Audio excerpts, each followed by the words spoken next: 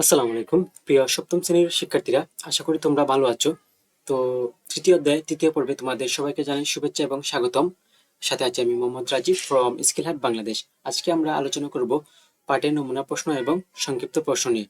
তো আর দেরি কেন, চলো শুরু করি।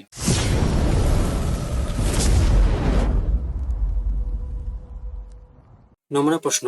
প্রশ্ন 1, বাড়িতে কম্পিউটার রাখার সবচেয়ে সুবিধাজনক স্থান হচ্ছে এই যে বসার ঘর। কারণ বসার ঘরে যদি আমরা রাখি তাহলে সবাই আমাকে দেখতে পারবে আমি কি কম্পিউটার বা ইন্টারনেট ব্যবহার করে কি কি কাজ করছি। এক্ষেত্রে আমি মন্দ কাজ করা থেকে বিরত থাকতে পারবো। ওকে, 2 নম্বর প্রশ্ন, সামাজিক নেটওয়ার্কের ক্ষেত্রে অর্থাৎ সামাজিক নেটওয়ার্কের ক্ষেত্রে কি ব্যক্তির সাথে সরাসরি যোগাযোগ নাও হতে পারে, রাইট। আন্তরিকতার অভাব থাকে অবশ্যই, প্রতারিত হওয়ার সম্ভাবনা থাকে অবশ্যই। তো এটা সঠিক উত্তর হবে 4, 1, 2, 3। তারপর এই যে 3 নম্বর কি বলছে, 3 নম্বর প্রশ্ন বলছে যে কম্পিউটারে আসক্ত হয়ে একজন ব্যক্তি অসামাজিক হয়ে যেতে পারে, অবশ্যই অসামাজিক হয়ে যেতে পারে, এটা হচ্ছে 1 নাম্বার।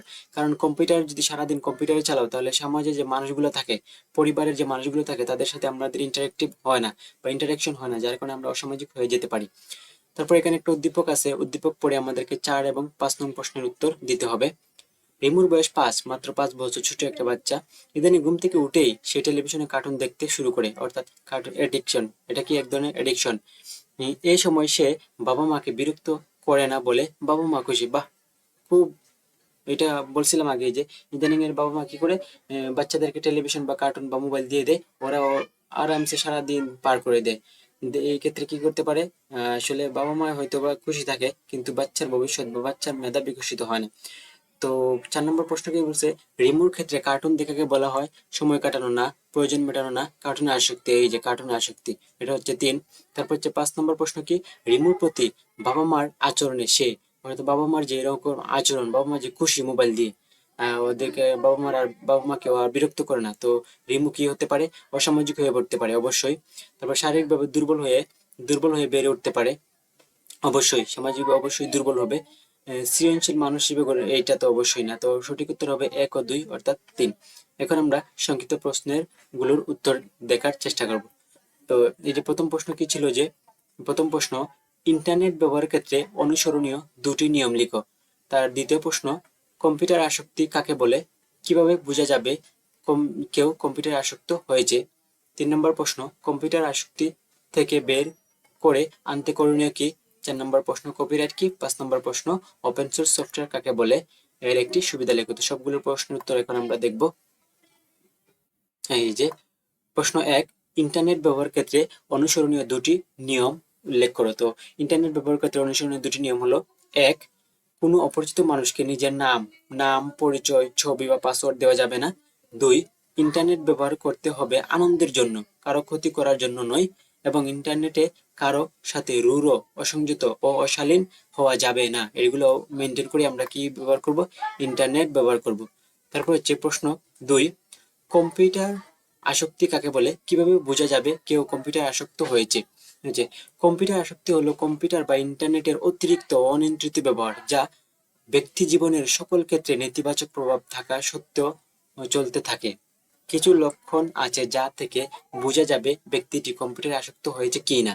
একজন কম্পিউটার আসক্ত ব্যক্তি তার এই যে মা বাবা, ভাই বোন, বন্ধু বান্ধবকে সময় না দিয়ে সেই সময়টা কম্পিউটারের পেছনে দেয়, তাহলে বুঝতে হবে সে কি কম্পিউটার আসক্ত হয়েছে। কম্পিউটার ব্যবহারের প্রতি অতিরিক্ত মনোযোগ, ব্যক্তিগত ও দৈনন্দিন কাজে সময় না দেওয়া, খাওয়া, ঘুম, পড়াশোনা ছেড়ে দিনরাত কম্পিউটার ব্যবহার, সামাজিক সম্পর্ক এড়িয়ে ভার্চুয়াল সম্পর্ক মনোযোগী ইত্যাদি কম্পিউটার আসক্তির ব্যক্তির কারণ। তো আশা করি যারা আমার সাথে এই পাঠগুলো পড়েছো তারা এইগুলো প্রশ্ন উত্তর একদম পারার কথা, না পড়লেও পারার কথা। তারপর হচ্ছে 3 নম্বর প্রশ্ন, কম্পিউটার আসক্তি থেকে বের করে আনতে করণীয় কি।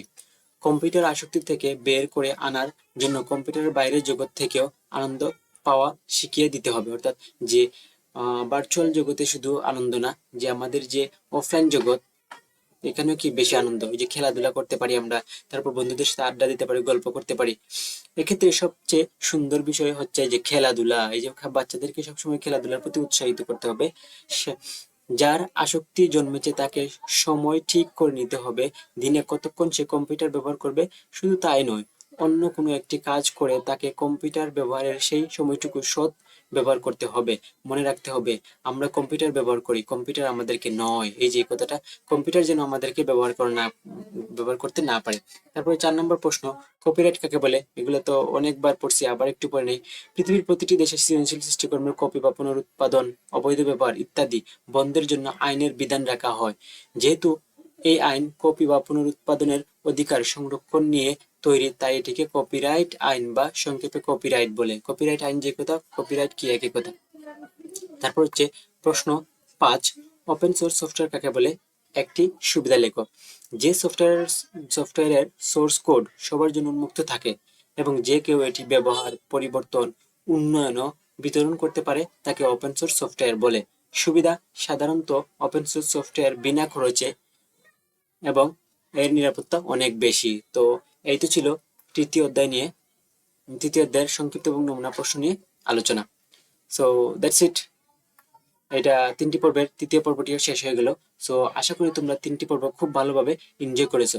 সো ভিডিওগুলো যদি ভালো লেগে থাকে তাহলে অবশ্যই লাইক, কমেন্ট, শেয়ার করে স্কিল আর্ট বাংলাদেশের সাথে থাকবা এবং পরবর্তী ভিডিও পাওয়ার জন্য বেল আইকনটা বাজিয়ে দিবা। ততক্ষণ পর্যন্ত ভালো থাকো, সুস্থ থাকো এবং স্কিল আর্ট বাংলাদেশের সাথেই থাকো। আসসালামু আলাইকুম।